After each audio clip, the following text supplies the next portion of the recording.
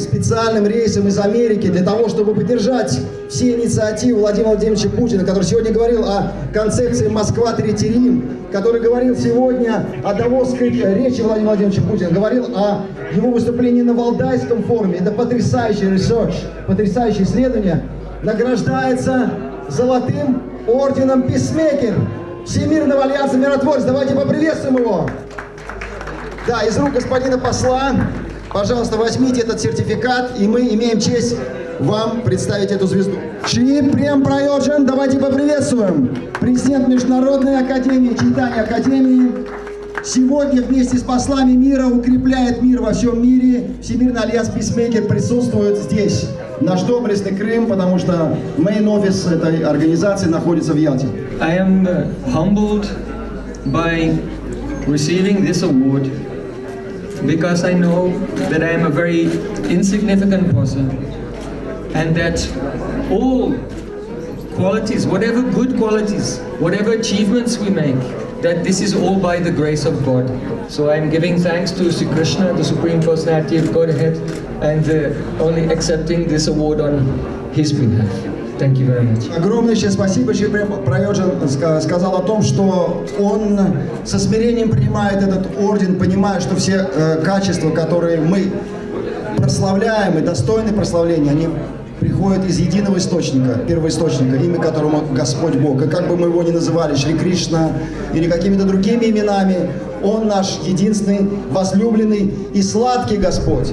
I would like to thank you all for this opportunity to convey my point of view to the expert community who have gathered here at this conference on the dialogue of traditions.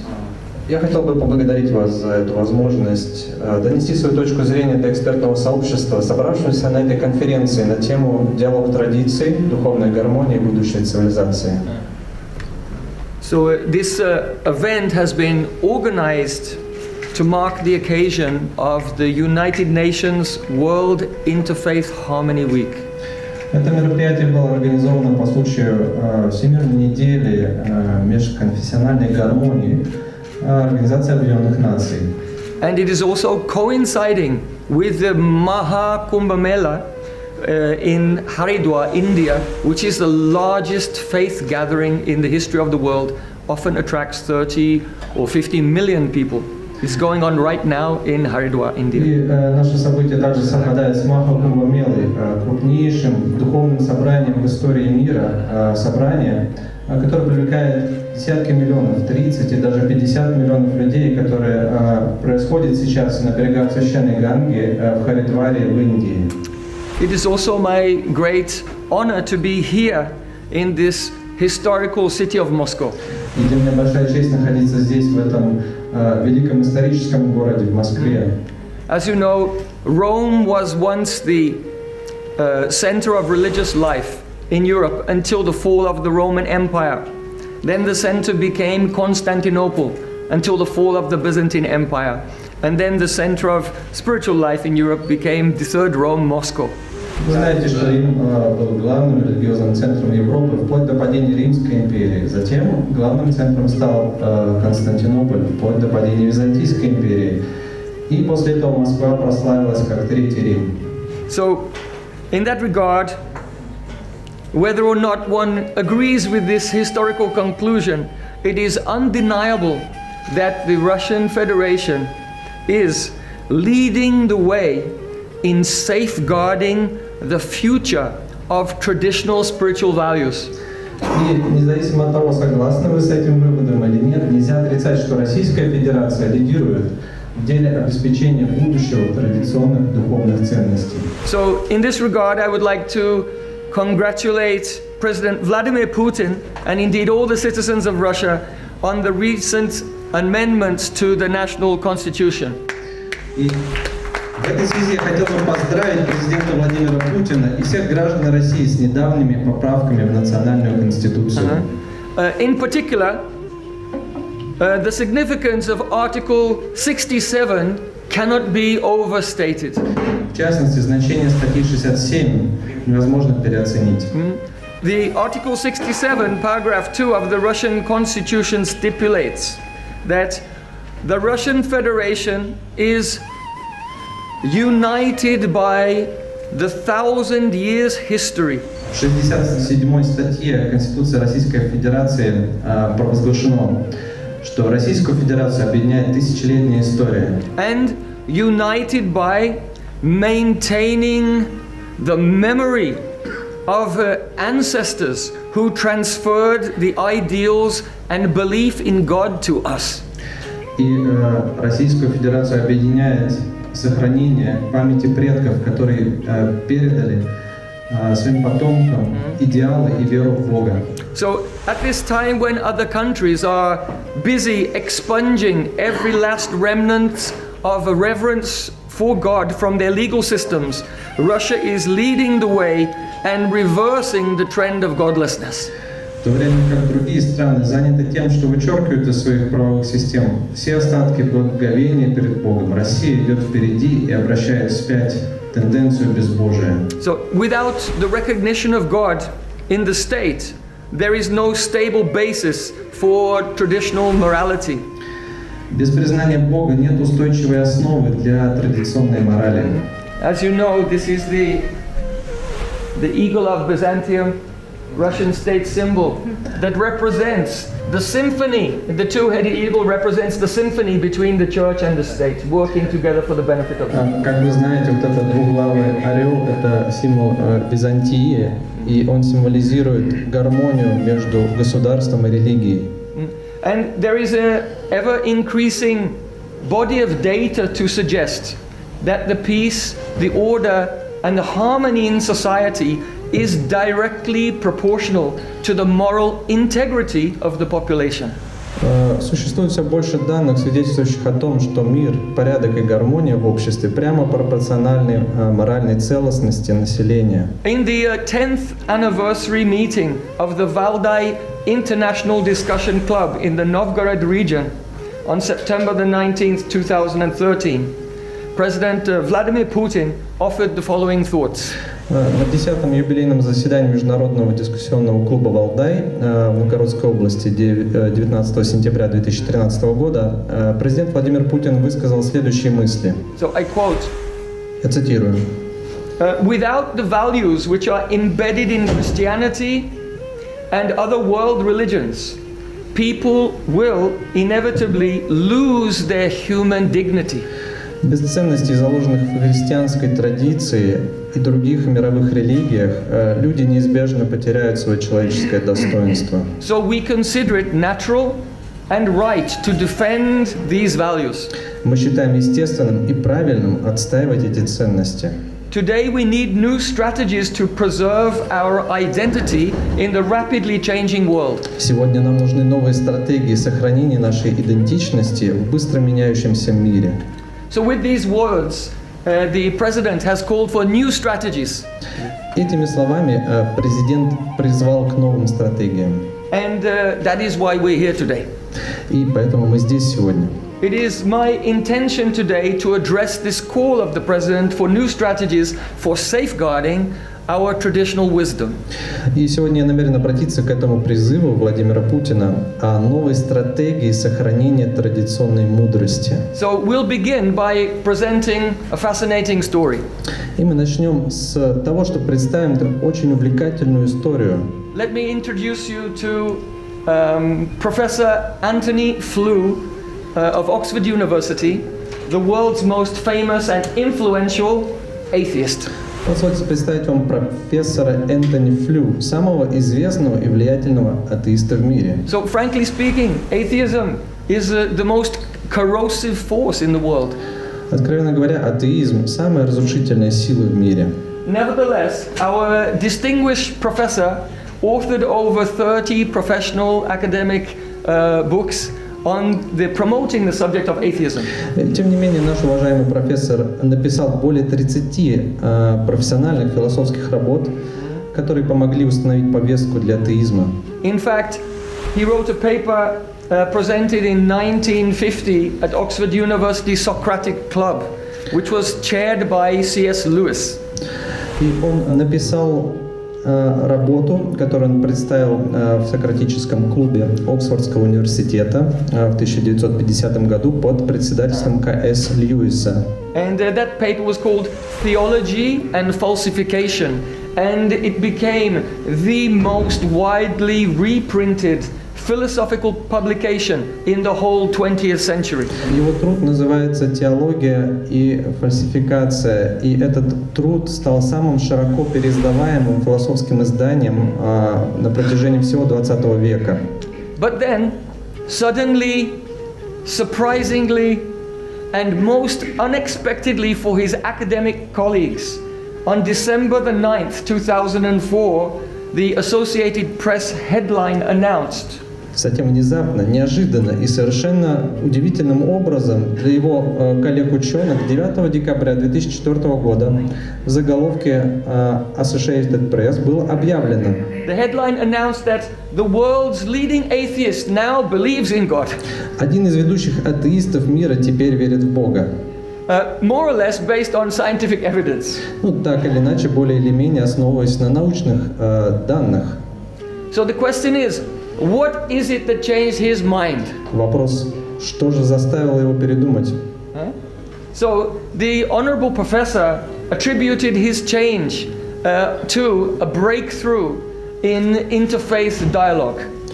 И наш достопочтенный профессор объяснил свое изменение направления мышления главным образом прорывом в интеррелигиозном диалоге. That was first presented by Roy Abraham Barghese. И что было представлено впервые Роем Абрахамом Варгезе. So the essence of this breakthrough was the discovery of a scientifically rigorous and philosophically consistent structure which is shared by the four greatest thinkers of the four main religions of the world. Суть этого прорыва заключалась в выявлении научно строгой и философски последовательной структуры, которую разделяют величайшие мыслители четырех великих мировых религий. Okay, so the first of the great thinkers was Avicenna. И первым великим мыслителем был Авиценна. The great Muslim Islamic philosopher who was very much drawing on the influence of Aristotle. Это был великий мусульманский мыслитель, который был очень вдохновлен учением Аристотеля. In the 10th century. X век. The second thinker was Moses Maimonides. Второй мыслитель это Моисей Маймонид. Who was a great Jewish philosopher. Великий еврейский философ. In fact, there's a saying amongst the Jewish people that between Moses and Moses there was no one like Moses. Есть даже такая поговорка, что от Моисея до Моисея не было подобного Моисею.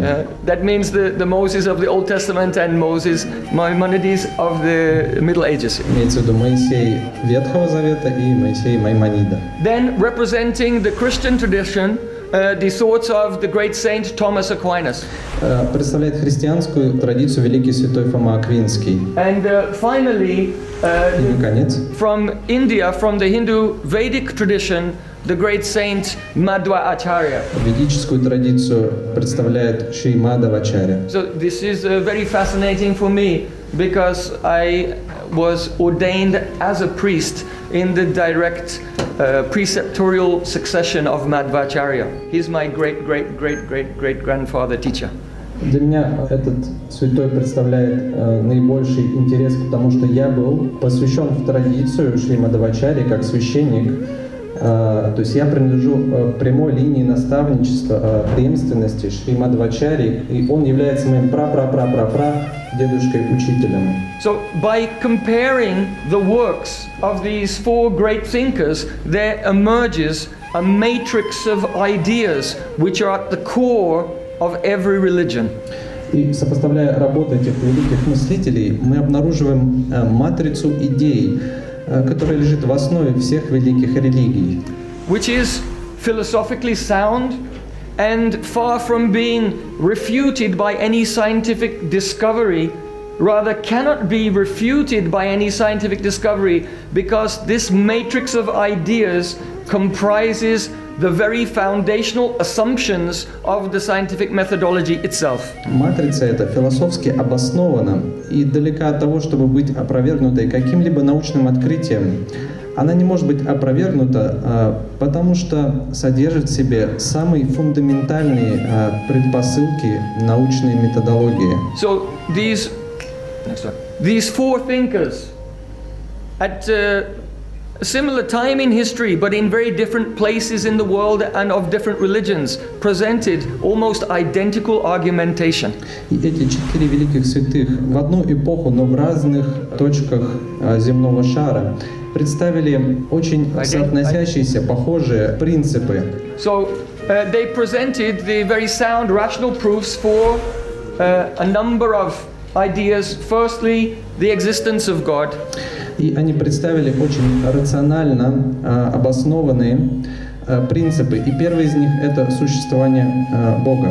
The existence of us as individual spiritual souls. Второе — это существование нас как индивидуальных духовных душ. That the physical world is real and distinct in essence, but not independent from the existence of God. Материальный мир, который нас окружает, он реален, он отличен от Бога, но не является независимым от Бога. The world is sensibly uniform and not chaotic or immune to investigation. Он разумно устроен, он не хаотичен, и он не восприимчив к исследованиям. The third point, that the goal of life is to know and ultimately to develop love for God. Цель жизни — познать и в конечном счете развить любовь к Богу. This is very important because in the opinion of Plato and also in the opinion of the Vedic culture, a political leader should also be a philosopher. Это очень важный момент. Согласно Платону и также согласно ведической традиции, политический лидер также должен быть философом. Because philosophy deals with understanding what is the goal of life. Потому что философия, она имеет дело с вопросом, какова цель жизни. Because if a leader doesn't understand what is the goal of life, then where is he leading everyone? Если лидер не понимает цель жизни, то как он может вести куда-то народ за собой? When the blind lead the blind, everyone falls in a ditch. Когда слепой ведет слепого, то все падают в канаву. It's in the Vedas also saying. Это в Ведах цитата такая есть. And in the words of Jesus also. Это также слова Иисуса. So we are speaking here about the universal principles here. Мы говорим здесь о универсальных принципах религии. Then the fourth principle, that this goal of life, love for God, is available by God's grace to those who live an ethical life of devotion, prayer, sacrifice and service. И четвертый принцип. Эта цель доступна по милости Бога для тех, кто живет этической жизнью, жизнью преданности через молитву, медитацию, жертвенность и служение. And the fifth principle is the purifying effect of singing and praising the names of God. И духовно очищающее действие прославления имен Бога. Russians like to sing. Huh? Русские любят петь. We see there are karaoke bars everywhere when I'm driving. Везде есть караоке. So singing is inspiring. Пение, оно очень вдохновляет. Inspiring means to bring in the spirit. Inspire means to bring spirit inside. Как по-английски, если дословно перевести, это в дух входит внутрь. So this theory became very prominent in the Orthodox Christianity in the early 20th century by the name of onomatodoxy. И вот эта традиция, она была развита в начале 20 века в традиционном ортодоксальном христианстве, православии. Ономатодоксия называется. It means the theory that the name of God and God Himself are identical. So by praying, one experiences union with God.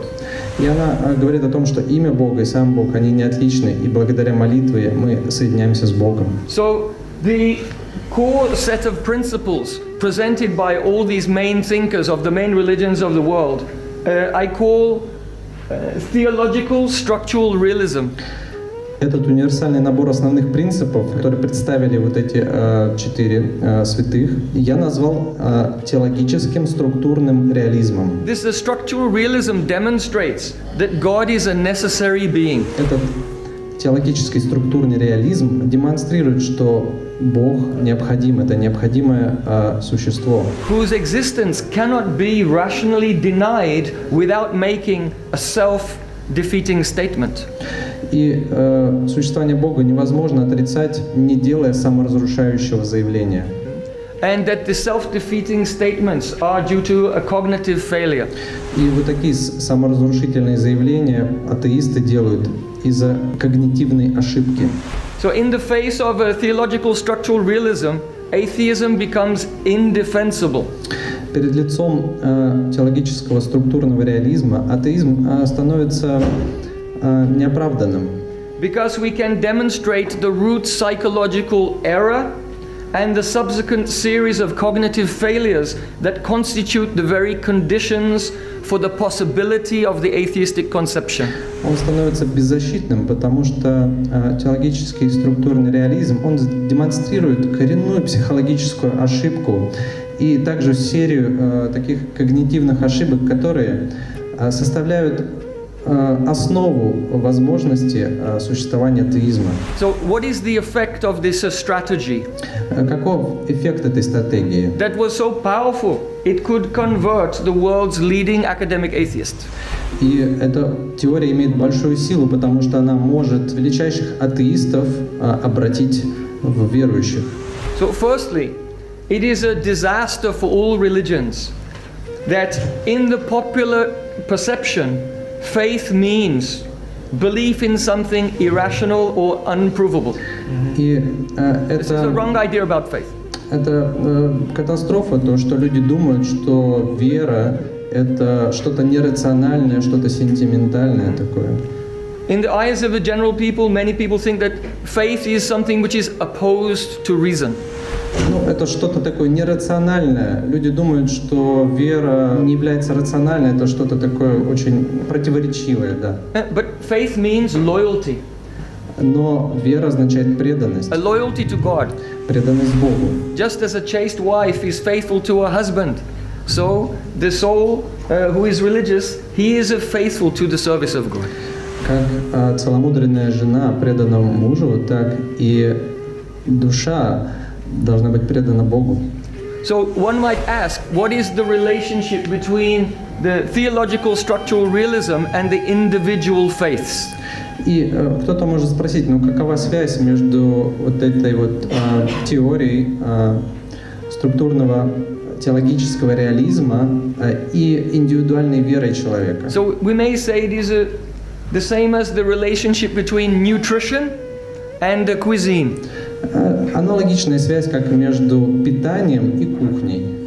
The principles of nutrition apply to everyone universally, but what cuisine you like, that is a question of personal taste. Принципы питания относятся одинаково ко всем людям, но кухня, которую они предпочитают, тот вкус, который они предпочитают, он индивидуален. So the theological structural realism applies to everyone, but the way that it's expressed in a Christian way, in a Hindu way, in an Islamic way, or whatever, is down to the individual conscience. Теологический структурный реализм универсален для всех верующих людей, но вера, которую предпочитают люди, будь то христианство, ислам, индуизм и другие религии, здесь этот вкус уже зависит от индивидуальной потребности души. So we heard the honorable gentleman speaking about the importance of engaging with the youth. Здесь вот уважаемый джентльмен говорил о важности работы с молодежью. So today the youth are positively encouraged by the media to whimsically dismiss the accumulated wisdom of their ancestors. Сегодня молодежь стимулируется популярными средствами массовой информации и таким вот образом отмахивается от накопленной мудрости наших предков. So it's within the interest of society to promote a serious engagement with the thinkers of the past. И в интересах всего общества содействовать серьезному взаимодействию с великими мыслителями прошлого. So I am proposing that the case study of the conversion of the world's most famous atheist, Professor Anthony Flew, be implemented within the national educational curricula Я предлагаю, чтобы вот это as a case study. удивительное событие, превращение атеиста профессора Энтони Флю было рассмотрено и реализовано в рамках национальных учебных программ. Because it brings the perennial debate on theism up to date and also highlights the fundamental agreement between the greatest thinkers of the religious traditions. Это необычное событие делает актуальным многолетние дебаты о теизме, подчеркивает фундаментальное согласие между величайшими философами основных мировых религий. So there has to be a sustained and coordinated effort within the media and within education to defend the truths of traditional faith.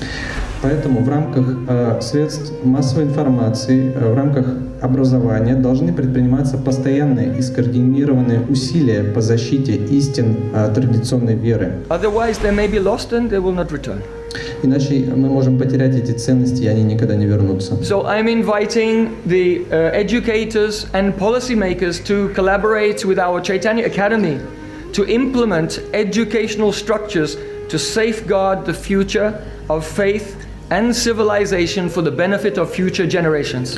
И я приглашаю педагогов и политиков сотрудничать с Chaitanya Академией в создании образовательных структур для защиты будущего веры и цивилизации на благо всех будущих поколений. Thank you for your patience. Спасибо за ваше терпение.